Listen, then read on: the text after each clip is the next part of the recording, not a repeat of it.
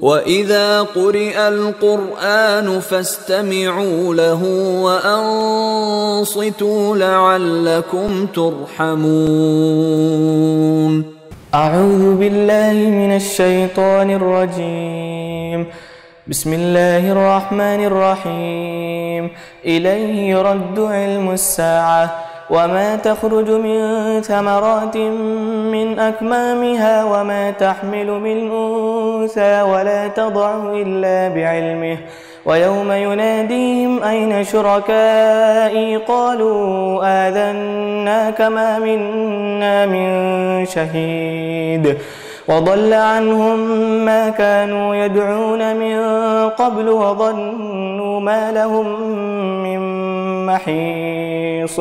لا يسأم الإنسان من دعاء الخير وإن مسه الشر فيئوس قنوط.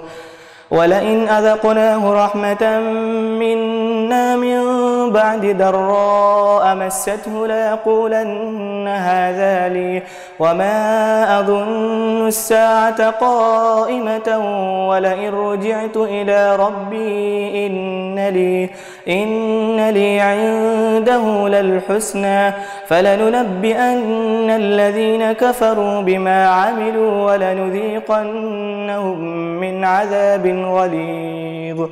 وإذا أنعمنا على الإنسان أعرض ونأى بجانبه وإذا مسه الشر فذو دعاء عريض. قل أرأيتم إن كان من عند الله ثم كفرتم به من أضل ممن هو في شقاق بعيد. سنريهم آياتنا في الآفاق وفي أنفسهم حتى يتبين لهم أنه الحق.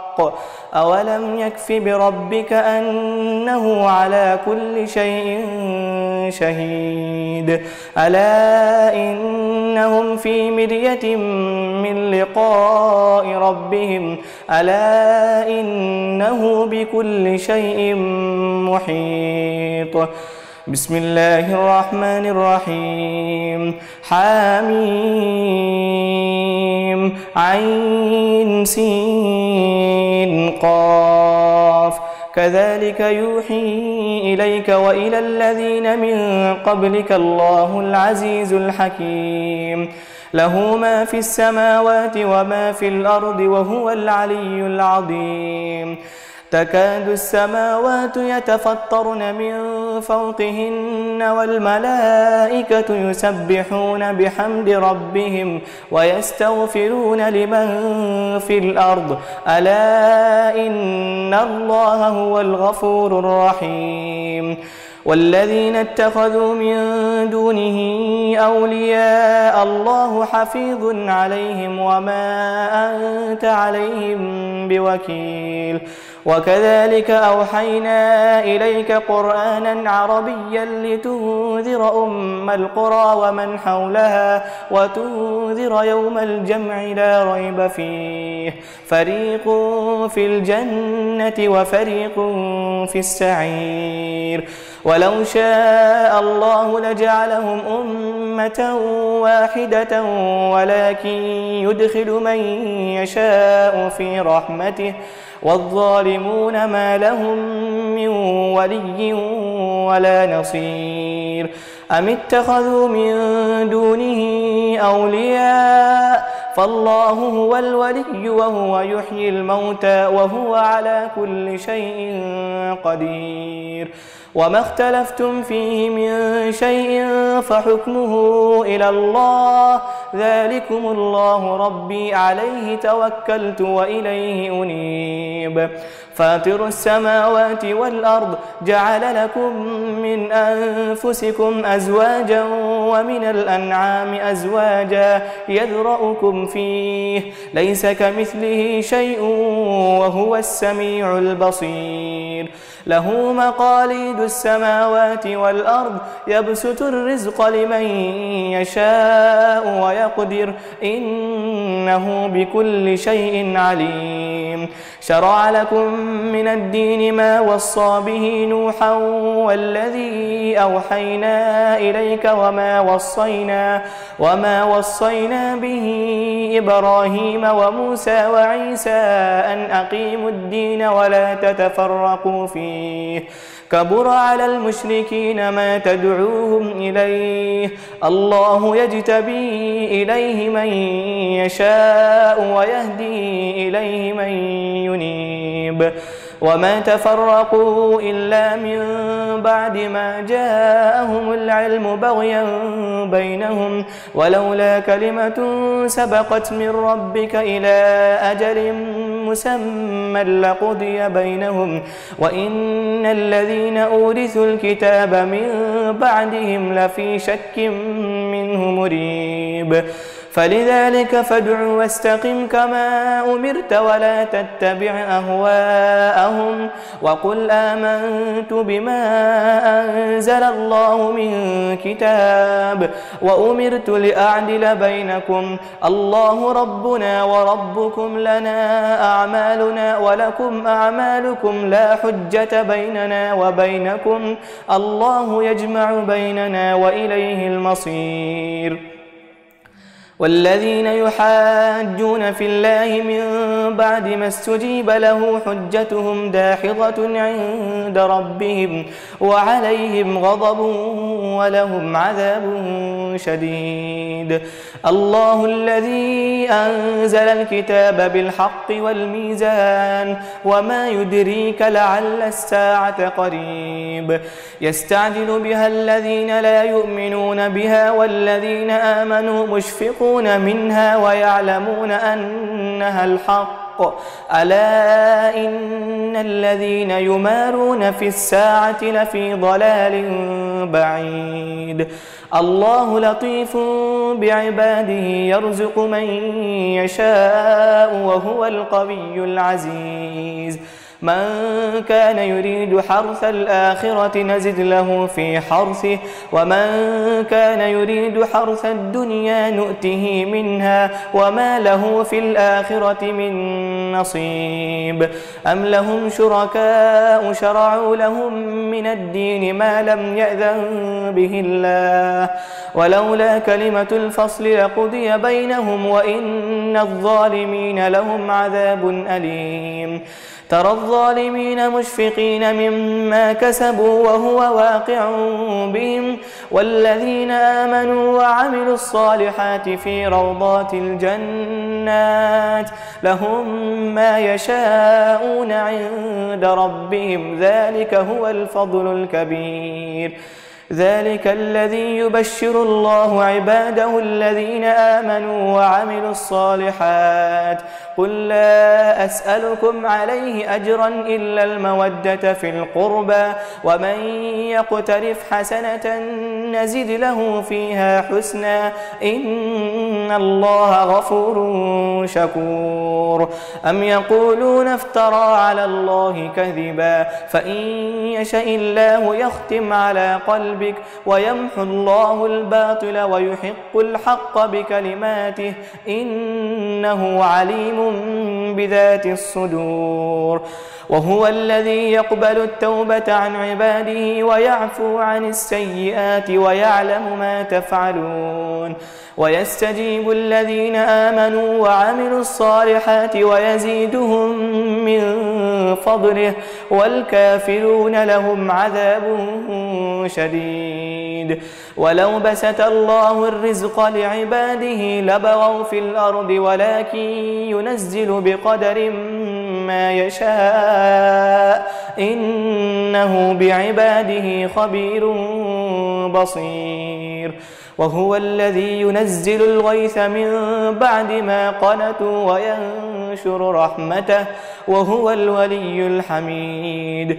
ومن آياته خلق السماوات والأرض وما بث فيهما من دابة وهو على جمعهم إذا يشاء قدير وما أصابكم من مصيبة فبما كسبت أيديكم ويعفو عن كثير وما أنتم بمعجزين في الأرض وما لكم من دون الله من ولي ولا نصير ومن آياته الجوار في البحر كالأعلام إن يشأ يسكن الريح فيظللن رواكد على ظهره إن في ذلك لآيات لكل صبار شكور أو يوبقهن بما كسبوا ويعفو عن كثير ويعلم الذين يجادلون في آياتنا ما لهم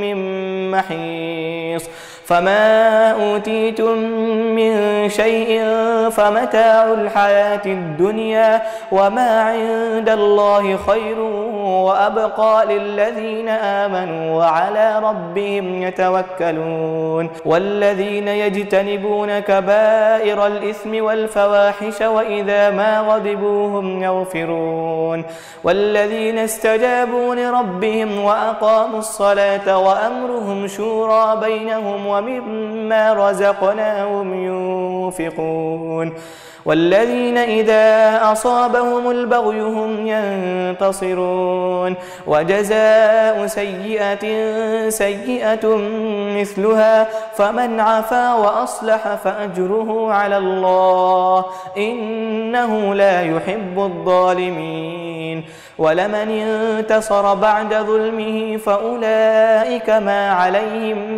من سبيل إنما السبيل على الذين يظلمون الناس ويبغون في الأرض بغير الحق أولئك لهم عذاب أليم ولمن صبر وغفر إن ذلك لمن عزم الأمور ومن يضلل الله فما له من ولي من بعده وترى الظالمين لما رأوا العذاب يقولون هل إلى مرد من سبيل وتراهم يعرضون عليها خاشعين من الذل ينظرون من طرف خفي وقال الذين آمنوا إن الخاسرين الذين خسروا أنفسهم وأهليهم يوم القيامة ألا إن الظالمين في عذاب مقيم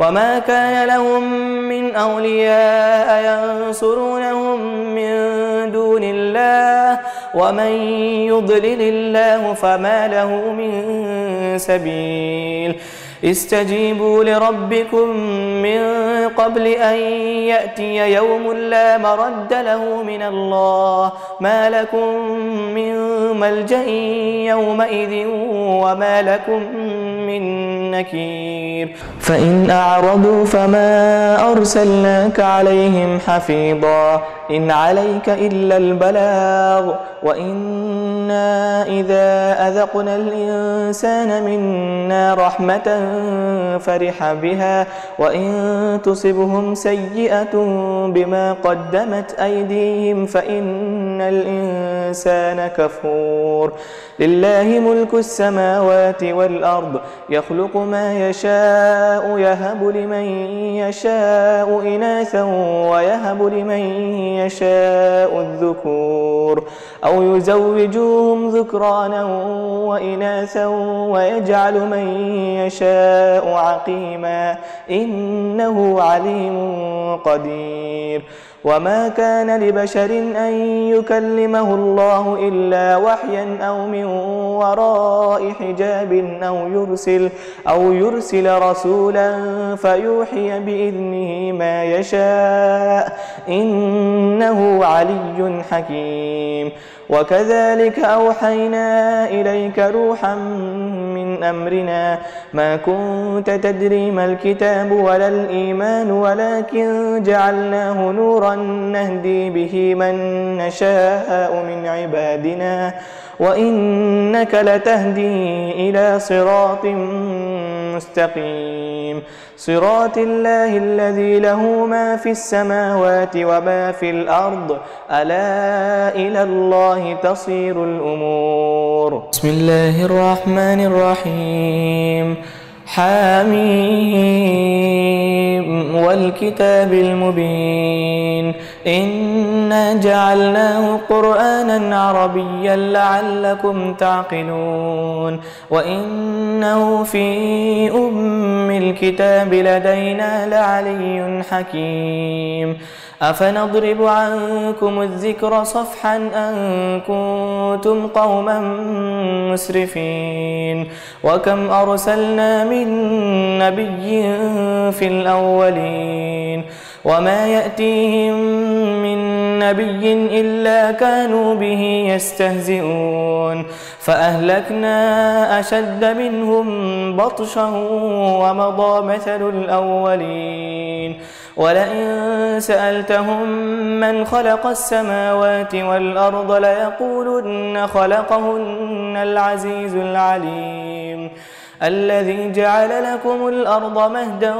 وجعل لكم فيها سبلا لعلكم تهتدون والذي نزل من السماء ماء بقدر فأنشرنا به بلدة ميتا كذلك تخرجون والذي خلق الأزواج كلها وجعل لكم من الفلك والأنعام ما تركبون لتستووا على ظهوره ثم تذكروا نعمة ربكم إذا استويتم عليه وتقولوا سبحان الذي سخر لنا هذا وما كنا له مقرنين وإنا إلى ربنا لمنقلبون وجعلوا له من عباده جزءا إن الإنسان لكفور مبين أم اتخذ مما يخلق بنات وأصفاكم بالبنين وإذا بشر أحدهم بما ضرب للرحمن مثلا ظل وجهه مسودا وهو كظيم أومن ينشأ في الحلية وهو في الخصام غير مبين وجعلوا الملائكة الذين هم عباد الرحمن إناثا أشهدوا خلقهم ستكتب شهادتهم ويسألون وقالوا لو شاء الرحمن ما عبدناهم ما لهم بذلك من علم إن هم إلا يخرسون أم آتيناهم كتابا من قبله فهم به مستمسكون بل قالوا إنا وجدنا آباءنا على أمة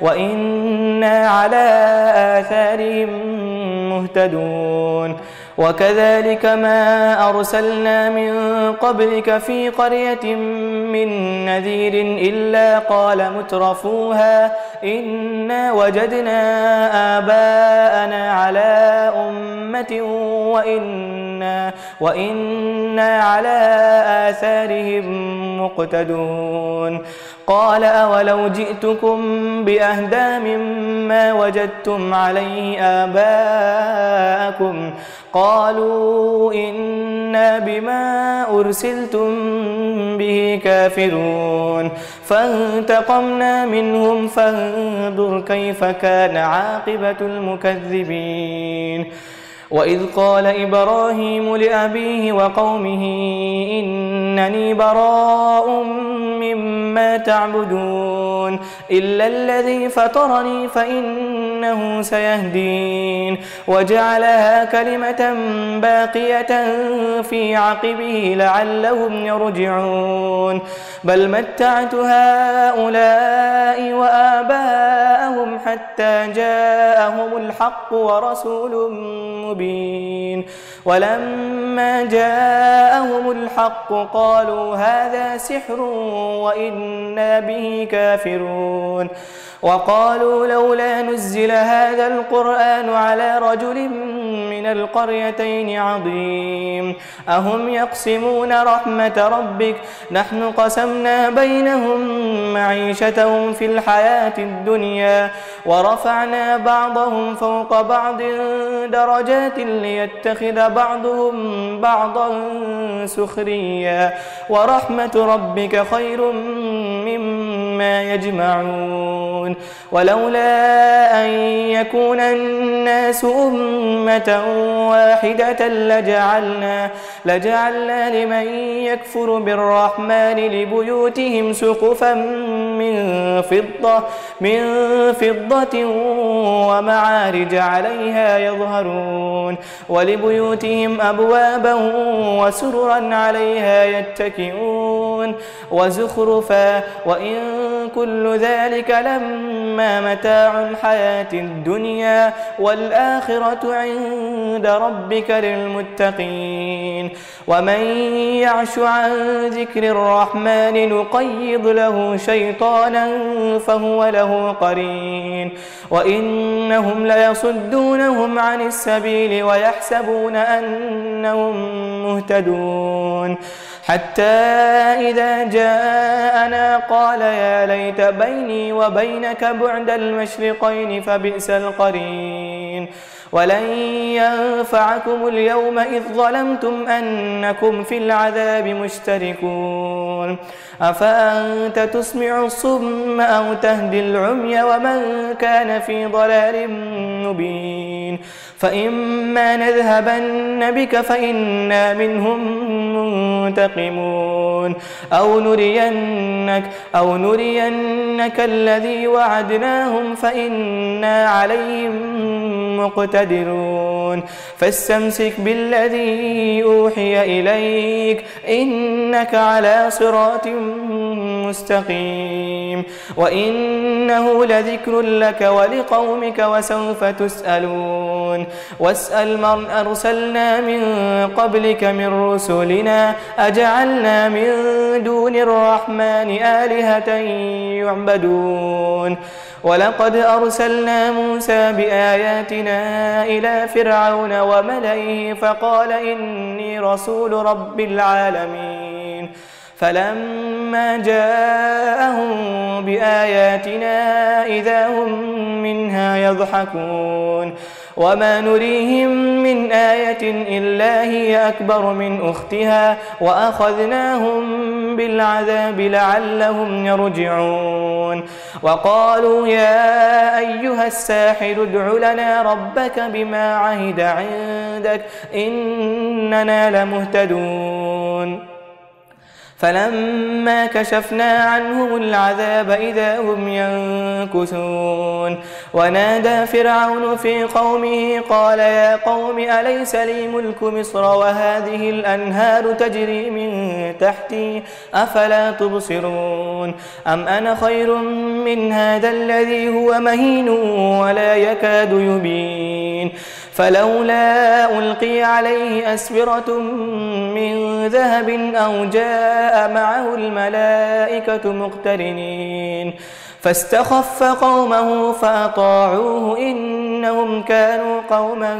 فاسقين فلما آسفونا انتقمنا منهم فأغرقناهم أجمعين فجعلناهم سلفا ومثلا للآخرين ولما ضرب ابن مريم مثلا إذا قومك منه يصدون وقالوا أآلهتنا خير أم هو ما ضربوه لك إلا جدلا بل هم قوم خصمون إن هو إلا عبد أنعمنا عليه وجعلناه مثلا لبني إسرائيل ولو نشاء لجعلنا منكم ملائكة في الأرض يخلفون وإنه لعلم للساعة فلا تمترن بها واتبعون هذا صراط مستقيم ولا يصدنكم الشيطان إنه لكم عدو مبين. ولما جاء عيسى بالبينات قال قد جئتكم بالحكمة ولأبين لكم بعض الذي تختلفون فيه فاتقوا الله وأطيعون. إن الله هو ربي وربكم فاعبدوه هذا صراط مستقيم. فاختلف الأحزاب من بينهم فويل للذين ظلموا من عذاب يوم أليم. هل ينظرون إلا الساعة أن تأتيهم بغتة وهم لا يشعرون. الأخلاء يومئذ بعضهم لبعض عدو إلا المتقين. يا عباد لا خوف عليكم اليوم ولا أنتم تحزنون الذين آمنوا بآياتنا وكانوا مسلمين. ادخلوا الجنة أنتم وأزواجكم تحبرون يطاف عليهم بصحاف من ذهب وأكواب وفيها ما تشتهيه الأنفس وتلذ الأعين وأنتم فيها خالدون. وتلك الجنة التي أورثتموها بما كنتم تعملون. لكم فيها فاكهة كثيرة منها تأكلون. إن المجرمين في عذاب جهنم خالدون لا يفتر عنهم وهم فيه مبلسون. وما ظلمناهم ولكن كانوا هم الظالمين. ونادوا يا مالك ليقض علينا ربك قال إنكم ماكثون. لقد جئناكم بالحق ولكن أكثركم للحق كارهون. أم أبرموا أمرا فإنا مبرمون. أم يحسبون أنا لا نسمع سرهم ونجواهم بلى ورسلنا لديهم يكتبون. قل إن كان للرحمن ولد فأنا أول العابدين. سبحان رب السماوات والأرض رب العرش عما يصفون. فذرهم يخوضوا ويلعبوا حتى يلاقوا يومهم الذي يوعدون. وهو الذي في السماء إله وفي الأرض إله وهو الحكيم العليم. وتبارك الذي له ملك السماوات والأرض وما بينهما وعنده علم الساعة وإليه ترجعون. ولا يملك الذين يدعون من دونه الشفاعة إلا من شهد بالحق وهم يعلمون. ولئن سألتهم من خلقهم ليقولن الله فأنى يؤفكون. وقيله يا رب إن هؤلاء قوم لا يؤمنون فاصفح عنهم وقل سلام فسوف يعلمون. بسم الله الرحمن الرحيم. حميم والكتاب المبين. إنا أنزلناه في ليلة مباركة إنا كنا منذرين فيها يفرق كل أمر حكيم أمرا من عندنا إنا كنا مرسلين رحمة من ربك إنه هو السميع العليم. رب السماوات والأرض وما بينهما إن كنتم كنتم موقنين. لا إله إلا هو يحيي ويميت ربكم ورب آبائكم الأولين بل هم في شك يلعبون. فارتقب يوم تأتي السماء بدخان مبين يغشى الناس هذا عذاب أليم. ربنا اكشف عنا العذاب إنا مؤمنون. أنى لهم الذكرى وقد جاءهم رسول مبين. ثم تولوا عنه وقالوا معلم مجنون. إنا كاشف العذاب قليلا إنكم عائدون. يوم نبطش البطشة الكبرى إنا منتقمون. ولقد فتنا قبلهم قوم فرعون وجاءهم رسول كريم أن أدوا إلي عباد الله إني لكم رسول أمين وأن لا تعلوا على الله إني آتيكم بسلطان مبين. وإني عذت بربي وربكم أن ترجمون. وإن لم تؤمنوا لي فاعتزلون. فدعا ربه أن هؤلاء قوم مجرمون. فأسر بعبادي ليلا إنكم متبعون واترك البحر رهوا إنهم جند مغرقون.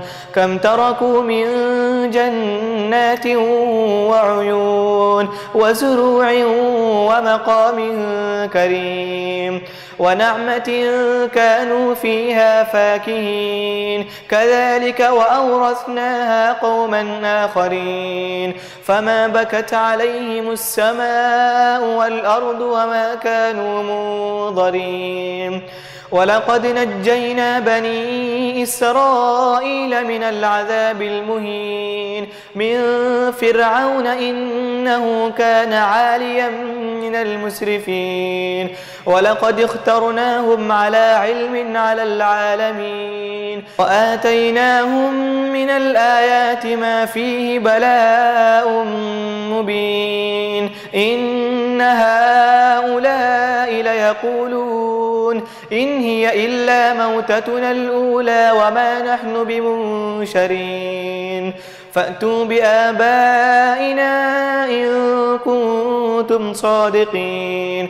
أهم خير أم قوم تبع والذين من قبلهم أهلكناهم إنهم كانوا مجرمين. وما خلقنا السماوات والأرض وما بينهما لاعبين. ما خلقناهما إلا بالحق ولكن أكثرهم لا يعلمون. إن يوم الفصل ميقاتهم أجمعين يوم لا يغني مولى عن مولى شيئا ولا هم ينصرون إلا من رحم الله إنه هو العزيز الرحيم. إن شجرة الزقوم طعام الأثيم كالمهل يغلي في البطون كغلي الحميم. خذوه فاعتلوه إلى سواء الجحيم ثم صبوا فوق رأسه من عذاب الحميم. ذق إنك أنت العزيز الكريم. إن هذا ما كنتم به تمترون. إن المتقين في مقام أمين في جنات وعيون يلبسون من سندس واستبرق متقابلين. كذلك وزوجناهم بحور عين يدعون فيها بكل فاكهة آمنين. لا يذوقون فيها الموت إلا الموتة الأولى ووقاهم عذاب الجحيم فضلا من ربك ذلك هو الفوز العظيم. فإن فإنما يسرناه بلسانك لعلهم يتذكرون فارتقب إنهم مرتقبون. بسم الله الرحمن الرحيم. حميم. تنزيل الكتاب من الله العزيز الحكيم. إن في السماوات والأرض لآيات للمؤمنين وفي خلقكم وما يبث من دابة آيات لقوم يوقنون. واختلاف الليل والنهار وما أنزل الله من السماء من رزق فأحيا به الأرض بعد موتها وتصريف الرياح آيات لقوم يعقلون. تلك آيات الله نتلوها عليك بالحق فبأي حديث بعد الله وآياته يؤمنون. ويل لكل أفاك أثيم يسمع آيات الله تتلى عليه ثم يصر مستكبرا كأن لم يسمعها فبشروا بعذاب أليم. وإذا علم من آياتنا شيئا اتخذها هزوا أولئك لهم عذاب مهين من ورائهم جهنم ولا يغني عنهم ما كسبوا شيئا ولا ما اتخذوا من دون الله أولياء ولهم عذاب عظيم. هذا هدى والذين كفروا بآيات ربهم لهم عذاب من رجز أليم. الله الذي سخر لكم البحر لتجري الفلك فيه بأمره ولتبتغوا من فضله ولعلكم تشكرون. وسخر لكم ما في السماوات وما في الأرض جميعا منه إن في ذلك لآيات لقوم يتفكرون. قل للذين آمنوا يغفروا للذين لا يرجون أيام الله ليجزي قوما بما كانوا يكسبون. من عمل صالحا فلنفسه ومن أساء فعليها ثم إلى ربكم ترجعون. ولقد آتينا بني إسرائيل الكتاب والحكم والنبوة ورزقناهم من الطيبات وفضلناهم على العالمين وآتيناهم بينات من الأمر فما اختلفوا إلا من بعد ما جاءهم العلم بغيا بينهم إن ربك يقضي بينهم يوم القيامة فيما كانوا فيه يختلفون.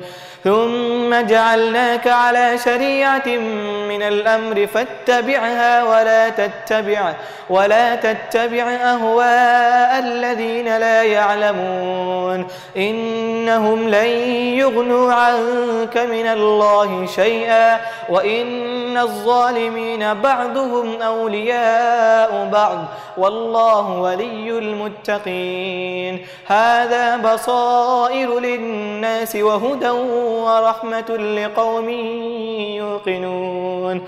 أم حسب الذين اجترحوا السيئات أن نجعلهم كالذين آمنوا وعملوا الصالحات سواء محياهم ومماتهم ساء ما يحكمون. وخلق الله السماوات والأرض بالحق ولتجزى كل نفس بما كسبت وهم لا يظلمون. أفرأيت من اتخذ إلهه هواه وأضله الله على علم وختم على سمعه وقلبه وجعل على بصره غشاوة فمن يهديه من بعد الله أفلا تذكرون. وقالوا ما هي إلا حياتنا الدنيا نموت ونحيا وما يهلكنا إلا الدهر وما وما لهم بذلك من علم إن هم إلا يظنون. وإذا تتلى عليهم آياتنا بينات ما كان حجتهم إلا أن قالوا ائتوا بآبائنا إن كنتم صادقين. قل الله يحييكم ثم يميتكم ثم يجمعكم إلى يوم القيامة لا ريب فيه ولكن أكثر الناس لا يعلمون. ولله ملك السماوات والأرض ويوم تقوم الساعة يومئذ يخسر المبتلون. وترى كل أمة جاثية كل أمة تدعى إلى كتابها اليوم تجزون ما كنتم تعملون. هذا كتابنا ينطق عليكم بالحق إنا كنا نستنسخ ما كنتم تعملون. فأما الذين آمنوا وعملوا الصالحات فيدخلهم ربهم في رحمته ذلك هو الفوز المبين. وأما الذين كفروا أفلم تكن آياتي تتلى عليكم فاستكبرتم وكنتم قوما مجرمين. وإذا قيل إن وعد الله حق والساعة لا ريب فيها قلتم ما ندري ما الساعة إن نظن إلا ظنا وما نحن بمستيقنين. وبدا لهم سيئات ما عملوا وحاق بهم ما كانوا به يستهزئون. وقيل اليوم ننساكم كما نسيتم لقاء يومكم هذا ومأواكم النار وما لكم من ناصرين. ذلكم بأنكم اتخذتم آيات الله هزوا وغرتكم الحياة الدنيا فاليوم لا يخرجون منها ولا هم يستعتبون. فلله الحمد رب السماوات ورب الأرض رب العالمين وله الكبرياء في السماوات والأرض وهو العزيز الحكيم.